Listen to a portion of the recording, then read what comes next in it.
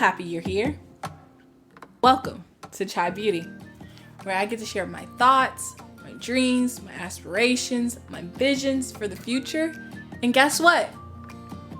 You get to be along for this journey because we are in this together.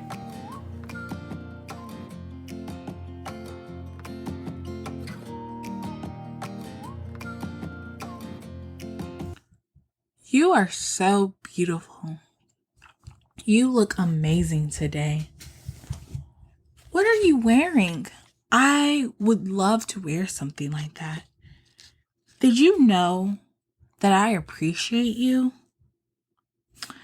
You are so intelligent. I love the movies that you pick out. I always know I'm going to learn something.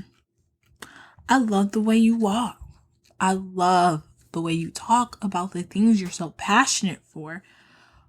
You are such a great person. I aim to be like you. You are the best. I love you. I love you even more when you address my issues, when you ask me how am I feeling, when you sit down with me and give me your undivided attention. I love you just because I love you, and you are the best. I love that you know who you are. I love that you do not let fear hold you back. I love that you're a challenger. I love that you have grace. I love that you have mercy for others. I even love when you love someone because I know you love them wholeheartedly. I love when you disagree because you don't yell. No. You decide to articulate and slowly say, this is my perspective. This is what I feel. I am not putting blame on you, but when you did this is how it made me feel.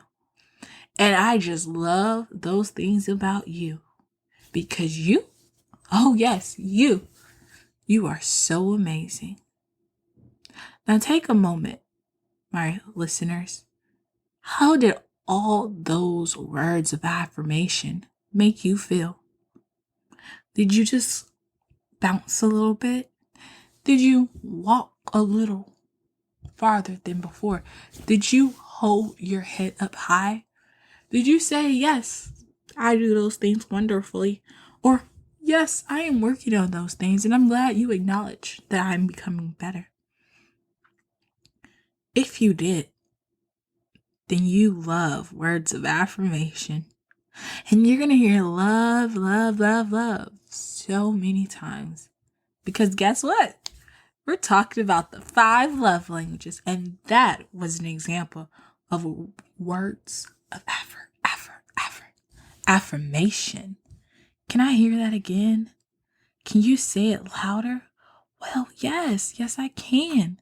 It is called words. Yes, I said it. Words of affirmation. And there's no one better to give words of affirmation than the people that brought you into this world. Or, as the book has said, there are sometimes you are hurt by those people that have brought you into the world because they don't give you words of affirmation. And if that is true, I am sorry that happened to you. But I want to acknowledge that you are great and you were made so unique. And no one can do what you can do. No one can talk the way you talk.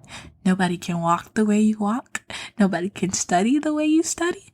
No one can say what you say better than you. So remember, you are great.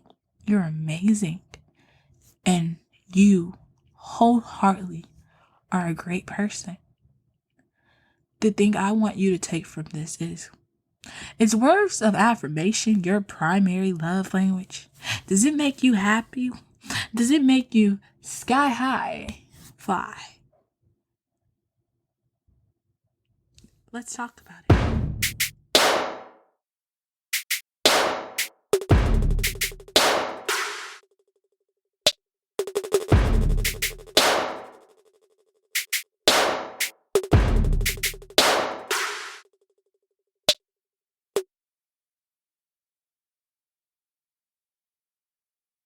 How do you know if words of affirmation is your primary language?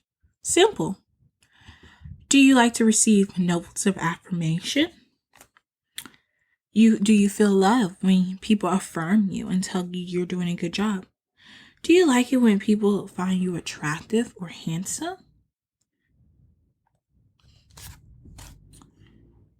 Does words of acceptance, are they important to you?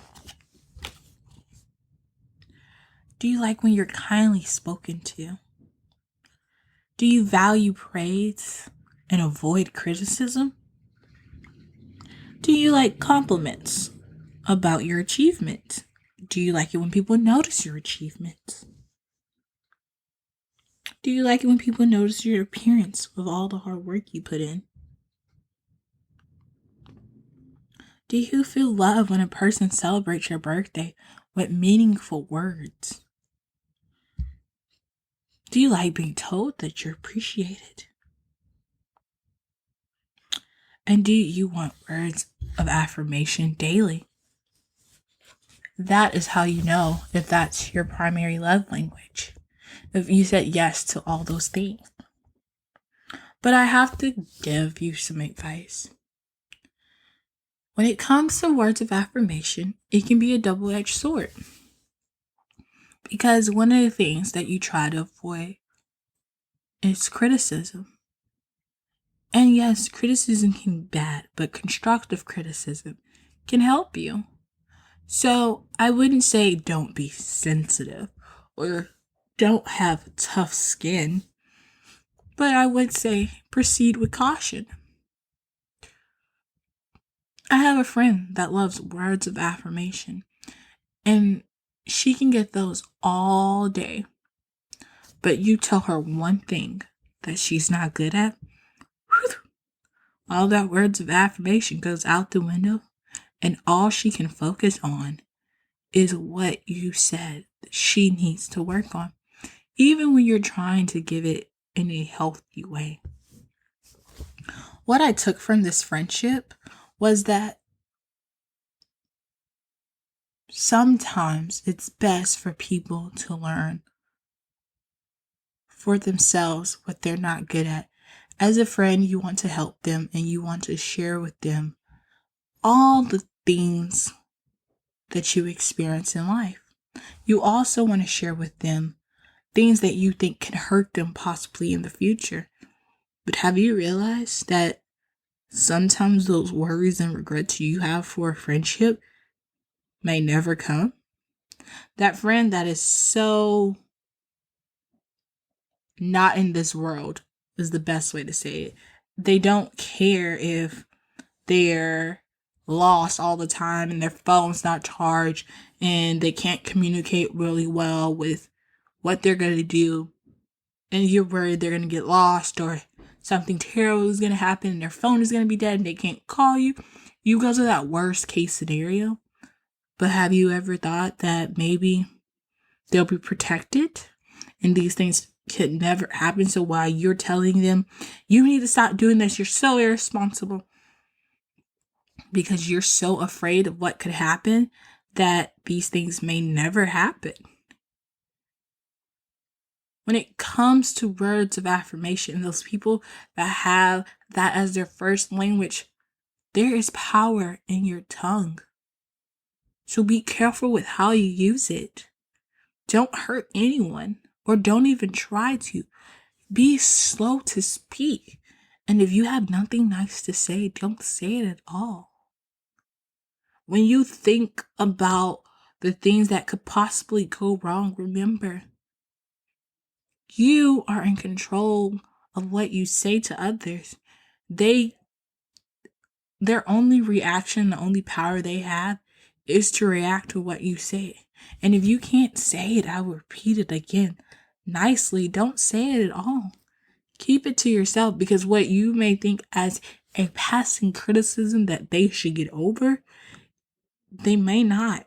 They may damage your relationship. And it may even go further in saying that they may not come back to you for advice or life experiences because they are afraid of how you would judge them. Because in that vulnerable time, you chose not to give them words of affirmation. You chose to tell them what's wrong with them. And some people go have friends that they want to go to and cry with and be with and share these emotions they have to go through with life. And if you can't accept them and be kind and have positive influence over their life, then why would they come to you? And that is when you think about receiving and giving love. A person that receives love takes every word to heart.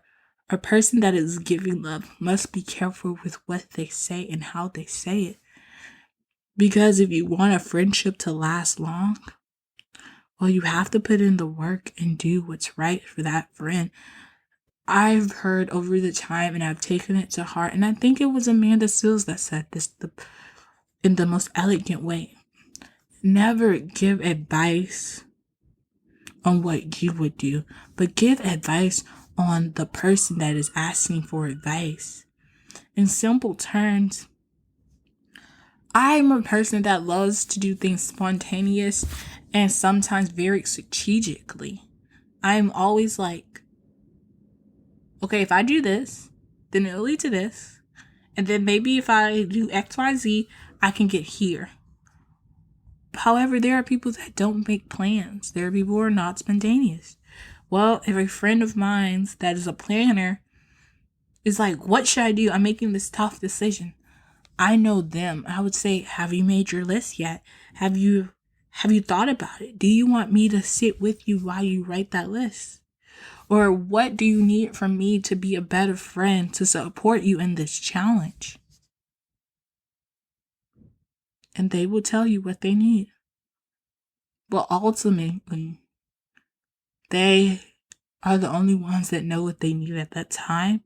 And if it's just encouragement, well, I advise you to look at that friend and say, as a planner, you are a great person and I would come to you for anything.